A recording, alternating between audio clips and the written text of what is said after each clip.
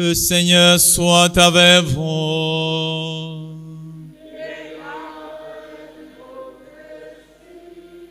Évangile de Jésus-Christ selon saint Matthieu.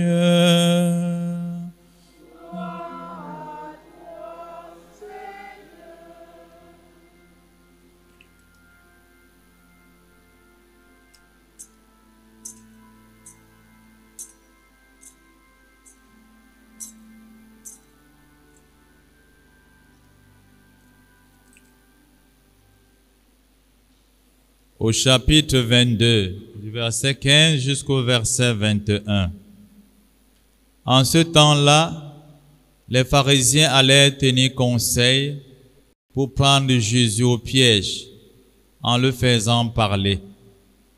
Ils lui envoient leurs disciples, accompagnés des partisans d'Hérode. « Maître, lui disent-ils, nous le savons, tu es toujours vrai.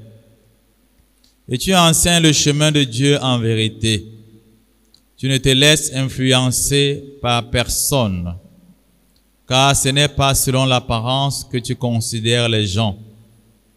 Alors, donne-nous ton avis. Est-il permis, oui ou non, de payer l'impôt à César, l'empereur? Connaissant leur perversité, Jésus dit, « Hypocrite, pourquoi voulez-vous me mettre à l'épreuve? Montrez-moi la monnaie de l'impôt. » Il lui présentait une pièce d'un denier. Il leur dit, « Cette effigie et cette inscription, de qui sont-elles? » Ils répondirent, « De César. » Alors il leur dit, « Rendez donc à César ce qui est à César, et à Dieu ce qui est à Dieu. » Acclamons la parole de Dieu.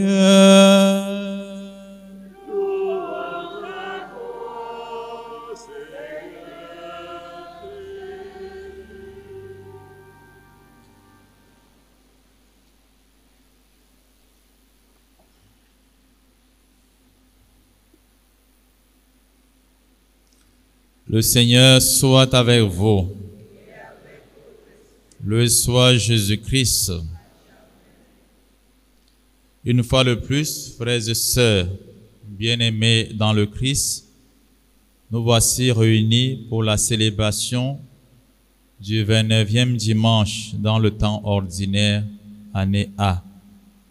Et la parole de Dieu nous invite à vivre dans la conversion et surtout à voir notre engagement dans ce monde. Aujourd'hui est un jour spécial dans l'Église, parce que ce jour également, nous célébrons le dimanche des missions, ou alors la journée mondiale des missions. Et la mission est fondée sur cette parole de l'apôtre Saint Paul, où il dit aux Romains, « Le dessein de Dieu, c'est que tous les hommes soient sauvés et parviennent à la connaissance de la vérité. » La mission est fondée sur cette parole. La volonté de Dieu, le projet de Dieu de tout temps, c'est que tous les hommes, sans exception, soient non seulement sauvés et parviennent à la connaissance de la vérité. C'est pour ce projet que l'Église d'hier, d'aujourd'hui et de demain se déploie partout, à travers les serviteurs, à travers des hommes, des femmes, qui sont baptisés et confirmés et qui ont fait des engagements spéciaux et qui sont envoyés dans le monde.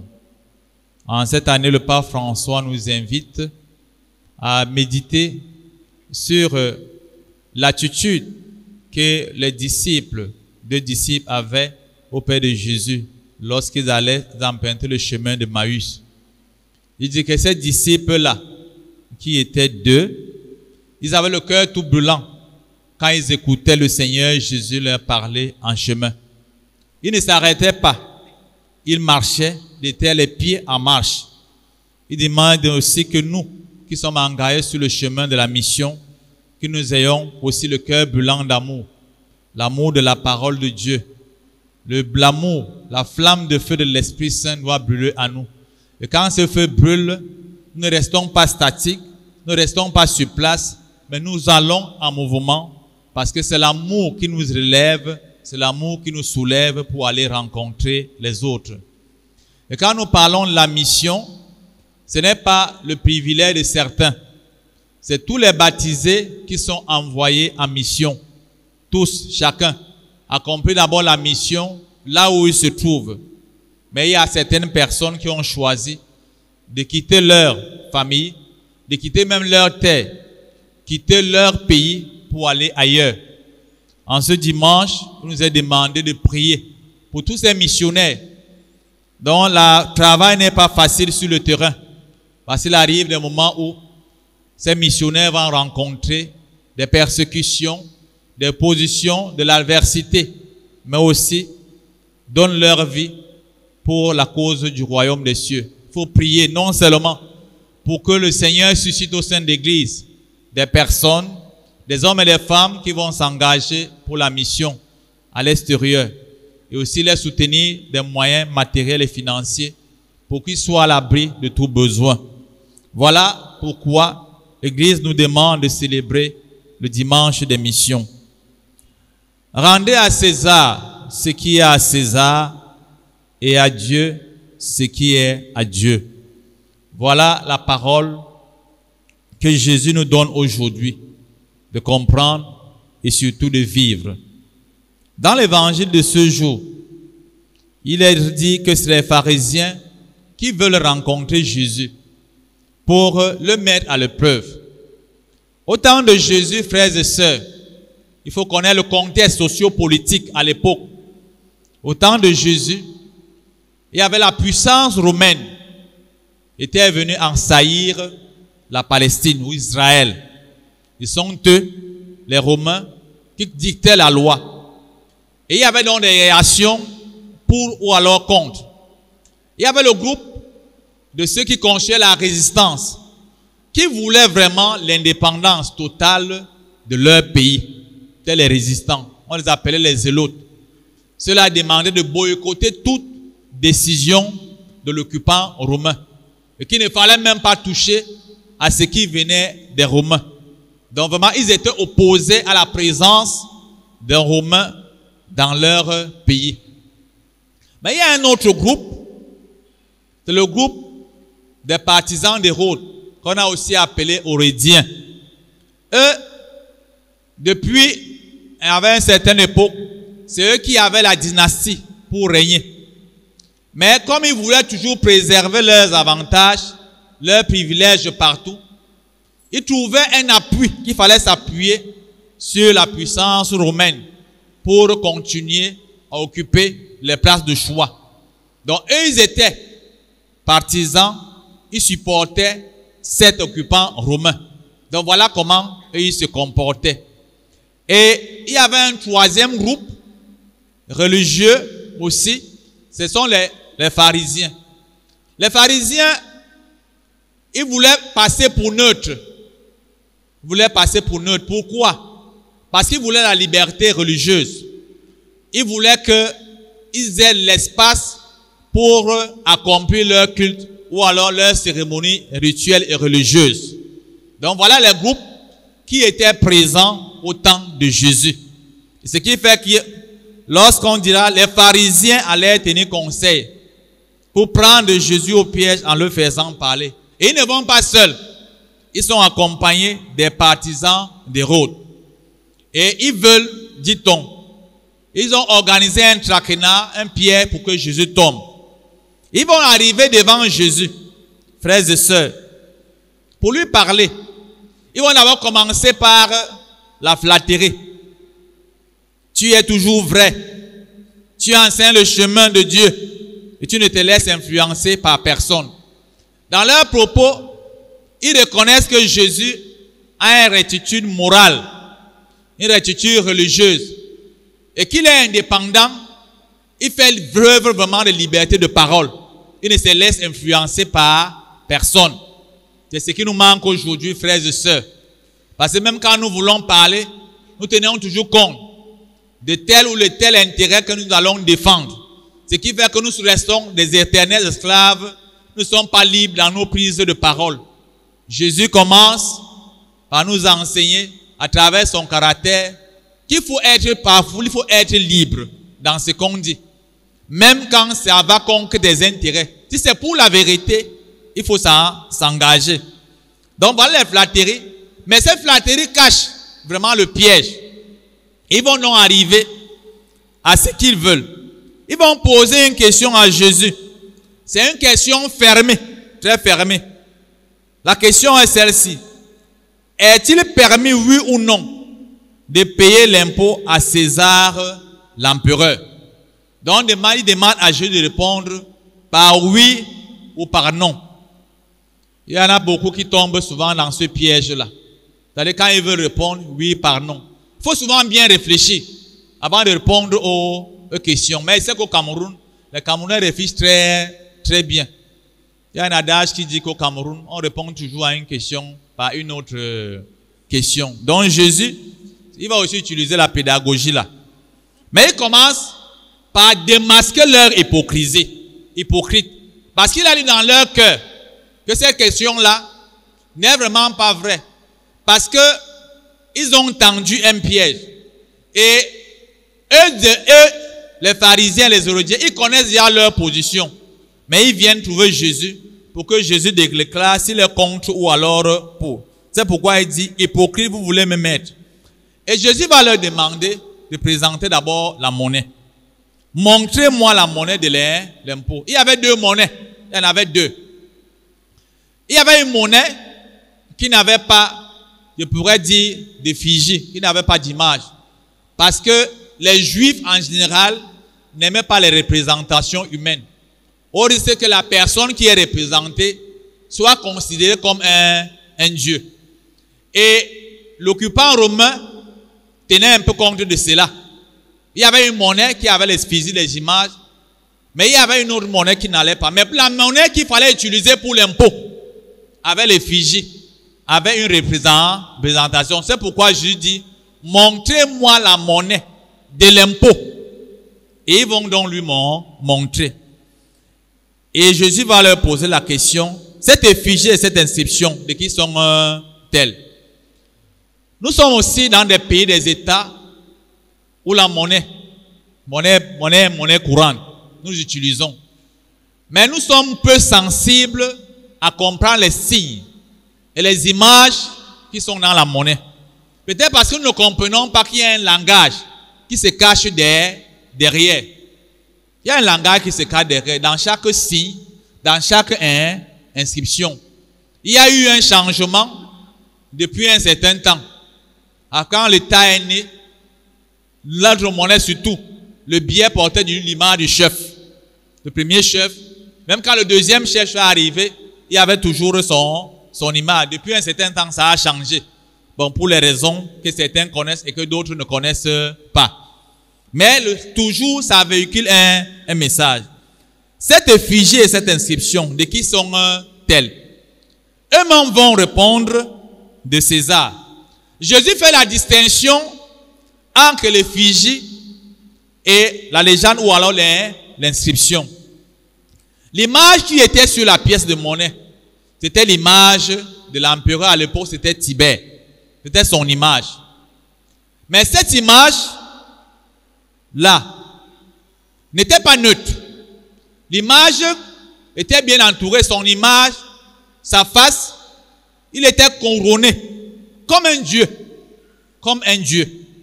Ce qui faisait que les zélotes ne voulaient même pas toucher à ça parce qu'ils voyaient en cette pièce, en cette image, un signe infamant dans leur pays. Ils ne voulaient pas l'utiliser. C'est pourquoi Jésus dit, présentez-moi la monnaie. Donc il faut donc distinguer l'image et ce qui est écrit. Quand ils répondent de César, Jésus va donc leur dire, rendez à César ce qui est à César. Effectivement, la pièce de monnaie porte l'image de César. Il faut lui restituer ce qui lui revient. Jésus ne va pas s'arrêter là, il va continuer en disant, rendez aussi à Dieu ce qui est à Dieu. Cette parole est gavoldo aujourd'hui dans notre société parce que dans tout point de rue, chaque fois on dit rendez à Dieu ce qui est à Dieu, rendez à César ce qui est à César. Chacun donne l'interprétation qu'il veut. Mais il faut bien comprendre ce que Jésus veut dire. Ceux qui ne comprennent pas vont se dire que Jésus fait l'opposition entre le monde religieux et le monde temporel. Ou alors que Jésus veut opposer la religion à l'État. Ce n'est pas ça. Ce n'est pas ce que Jésus est en train de faire. Il ne voudrait pas opposer l'Église à l'État. Jésus n'est pas en train d'installer une cloison étrange entre les deux secteurs de vie. Ce n'est pas ce que Jésus est en train de dire. Il faut donc comprendre pas à pas. Rendez donc à César ce qui est à César. César ici représente ou symbolise l'autorité politique. Jésus d'abord, lui-même, a toujours été humble devant les autorités. Saint Paul demandait chaque fois de s'être soumis aux autorités du pays. Et dans la première lecture, nous voyons comment est-ce que Dieu, dans sa providence, choisit un roi païen, un roi qui ne le concernait pas, pour aller travailler pour l'intérêt de la reconstruction d'Israël. Donc Dieu peut choisir n'importe qui pour ce qui concerne l'accomplissement des tâches temporelles. Donc voilà ce qu'il faut d'abord comprendre. Dieu ne demande pas de s'opposer aux autorités. Mais quand il dit rendez à César ce qui est à César, parce qu'il a vu l'image de César, Jésus souligne que César est César. Il n'est pas autre chose en dehors de César. Même si sur la pierre de monnaie, il est couronné comme un Dieu. César n'est pas Dieu. Jésus nous montre aujourd'hui qu'il faut apprendre à désacraliser. Parce que nous voulons souvent absolutiser le pouvoir temporel, le pouvoir politique. Non. Le pouvoir politique, c'est un pouvoir passager qui n'a rien avec un caractère sacré ou alors un caractère divin.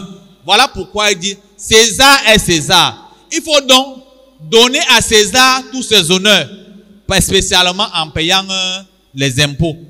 Parce que l'autorité politique qui est là, elle est établie pour travailler ou alors pour construire ce qu'on appelle le bien commun, pour favoriser la vie que nous avons entre nous, que ce soit dans le domaine de l'éducation, le domaine des soins, le domaine de la formation. Elle est à sa place. Et il faut que les chrétiens ne soient pas indifférents à la marche de l'ordre politique.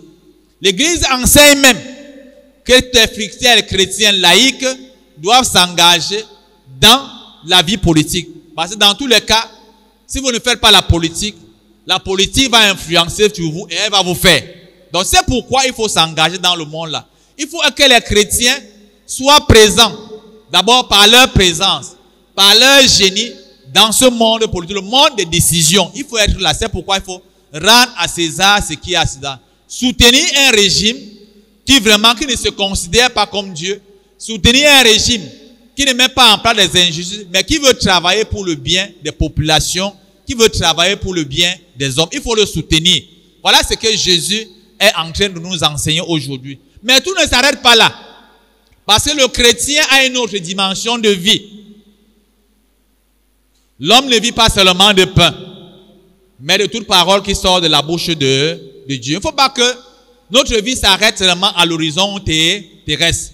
Ce qui fait que Jésus voudrait que nous comprenions que même l'autorité politique, même nos autorités sont appelées à se convertir. Elles doivent se convertir. Pourquoi? Parce que les hommes qui incarnent cette autorité-là doivent aussi servir Dieu. Rendre à César ce qui est à César. Pourquoi il faut rendre à Dieu ce qui est à Dieu? Parce que l'homme est porteur, l'homme ou alors la femme est porteuse de l'image de Dieu. Nous avons été créés à l'image, à la ressemblance de Dieu, mes frères et mes sœurs. Donc nous portons l'image de Dieu en nous. De même que la pièce de monnaie portait l'image de César, il fallait rendre cette image, cette pièce-là à César. Maintenant, nous qui portons l'image de Dieu, tout homme, nous devons maintenant faire quoi? Nous devons nous consacrer à à Dieu. Voilà la vocation de l'homme. Donc notre vocation ne s'arrête pas ici sur la terre. Nous avons une destinée qui est éternelle. Une destinée, c'est-à-dire de communier à la vie de Dieu. C'est pourquoi ne vivons pas comme si Dieu n'existait pas. L'Église qui rassemble les filles de Dieu n'est pas au service de l'État.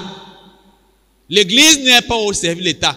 L'État non plus n'est pas au service de l'Église. Il n'y a pas opposition, mais il y a une distinction à faire. Donc nous sommes au service de l'État pour aider à la construction du bien commun. Mais notre vie, c'est-à-dire que notre cœur, notre esprit doivent être voués à Dieu. Et c'est en ce moment que nous allons trouver le salut et que nous allons connaître la vérité qui nous libère. Donc ne soyons pas là à se dire, j'ai construit une maison, j'ai un bon salaire, je me suis marié, ça va, non. Il faut se dire, est-ce que ma vie est en communion avec le Seigneur? Donc le culte d'adoration doit être rendu à Dieu, non pas à un être humain. Voilà ce que Jésus nous enseigne aujourd'hui. Rendez à César ce qui est à César et à Dieu ce qui est à Dieu. Maintenant, comment on rend à Dieu ce qui est à Dieu? Dans la deuxième lecture, Saint Paul s'adresse aux Thessaloniciens. Il leur dit, il apprécie quelque chose en eux. Il dit, il voit qu'ils manifestent trois vertus très importantes. Il y a la foi, l'espérance et la charité. Quand nous voulons vivre en communion avec Dieu, c'est sur ce terrain qu'on voudrait voir nous juger. Est-ce que nous avons la foi? Est-ce que notre foi est active? Est-ce que notre charité est ardente? Est-ce que nous avons l'espérance? Ça, quand tu vis de la foi, l'espérance, la charité, en ce moment tu peux dire, j'ai donné ma vie au Seigneur. Aujourd'hui, nous sommes donc dans un monde où aussi nous sommes solitaires comme Jésus. Il y en a qui disent souvent que mais l'église est silencieuse, elle ne parle pas. On ne comprend même pas la position de l'église. Ou alors, plus individuellement, on peut te demander à quel camp appartiens-tu? Il faut faire très attention, mes frères et mes sœurs. Dieu ne nous a pas envoyés dans ce monde pour appartenir à des camps. Dieu ne nous a pas envoyés dans ce monde pour appartenir à des partis. S'il y a un camp, s'il y a un parti, c'est le parti de la vérité que chacun d'entre nous doit prendre. Parce que vous pouvez être connectés vous aussi. Que ce soit au niveau du monde religieux, au niveau du monde social ou politique. On vous demande à quel camp appartenez-vous. Le Cameroun appartient à quel bloc? Le bloc occidental avec les Américains ou alors le bloc russe. À quel camp nous appartenez? Et il ne faut pas choisir des camps. Il faut savoir, est-ce que c'est le camp de la vérité? Est-ce que c'est le camp du chemin de Dieu? Ou alors au niveau même politique, là où nous sommes actuellement, au Cameroun, il y a les partis politiques. Je ne demande pas qu'il ne faut pas, il faut s'engager. Mais il ne faut pas absolutiser un parti, penser que quand vous êtes là-bas, c'est la vérité, c'est Dieu. Non. C'est des questions purement d'ordre économique, des questions d'ordre humain. Les partis se représentent justement juste des opinions de certains. Et l'homme ne doit jamais être idéalisé. Un parti ne doit jamais être absolutisé. Donc vous êtes libre d'appartenir à un parti ou de ne pas l'appartenir. Jésus n'appartenait à aucun parti. S'il y a le parti qu'il a choisi, c'est le parti de son père. Donc aujourd'hui, ne vous faites vraiment pas de soucis. Quand vous êtes interpellé par rapport à votre choix, dites que vous appartenez au parti de Dieu. Voilà le meilleur choix qu'il faut faire. Le parti de la vérité, de la lumière et de la justice. Tous les autres partis mis en place par des êtres humains sont frappés de fragilité, vont passer. Et la misère, les faiblesses ne tardent pas souvent à se manifester. C'est le parti de Dieu est le vrai parti. C'est pourquoi pendant cette célébration eucharistique, frères et sœurs, prions pour que le Seigneur nous donne de faire de bons choix dans notre vie. Le choix à la liberté, le choix à la conversion, le choix du salut, le choix à la vérité, le choix à la liberté. Loué soit Jésus-Christ.